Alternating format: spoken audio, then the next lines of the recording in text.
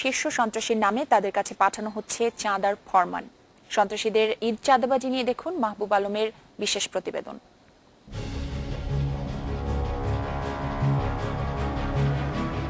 ঈদ চাঁদাবাজি নির্বিঘ্ন করতে রাজধানীর অভিজাত এলাকা গুলশানে এমন সশস্ত্র বৈঠক করেছে পলাতক ও কারাবন্দী কয়েকজন শীর্ষ সন্ত্রাসীর সহযোগীরা। সেখানে অস্ত্র হাতবদলের পাশাপাশি ভাগবাটোয়ারা হয়েছে চাঁদাবাজির এলাকা। বৈঠকের জায়গা ঘিরে এমন সতর্ক পাহারাও ছিল। ধরিয়ে দিতে পুরস্কার ঘোষিত 23 শীর্ষ সন্ত্রাসীর অন্যতম বিদেশে পলাতক সুব্রত বাইন।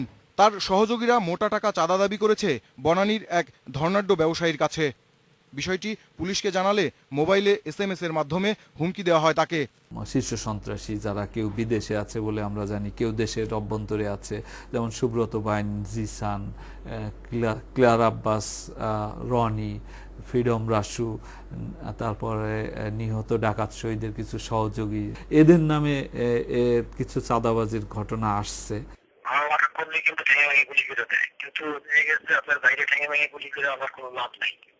দাবি করা চাঁদা না পেয়ে মিরপুরের এক পরিবহন ব্যবসায়ীর অফিসে ব্যাগে করে কাফনের কাপড় রেখে আসে শাহাদাতের সহযোগীরা।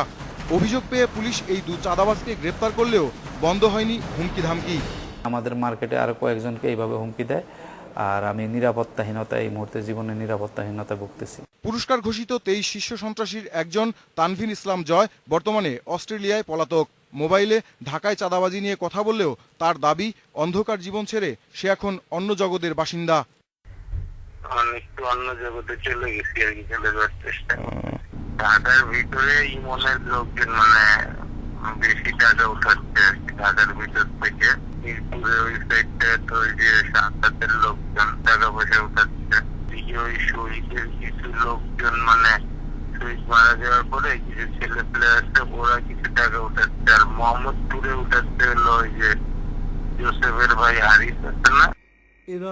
পুলিশ বলছে চাঁদা দাবির পর বেশিরভাগ ক্ষেত্রেই ভুক্তভোগীরা তাদের কাছে না এসে গোপনে চাঁদাবাজদের সঙ্গে সমঝোতা করে। ওনারা আমাদেরকে জানালে, এমনকি নাম পরিচয় গোপন রেখে জানালেও আমরা এই লোকগুলোকে, অর্থাৎ এই সন্ত্রাসী যারা সহযোগী আছে, তাদেরকে আইনের আওতায় নিয়ে আসতে পারবো বলে আমরা আশাবাদী। চাঁদা দাবির পর তা না দেয়ায় চলতি সপ্তাহেই মিরপুর ও মহাখালীতে সন্ত্রাসীদের গুলিতে প্রাণ হারিয়েছেন দু ব্যবসায়ী। Mahbub Alam, independent news, Dhaka. ঈদ উপলক্ষে যুদ্ধকালীন প্রস্তুতির ঘোষণা দিয়েছেন যোগাযোগ মন্ত্রী। এ বিষয়ে নজর বাংলাদেশের শুরুতে আপনাদের মতামত জানতে চেয়েছিলাম। এরই মাঝে বেশ কিছু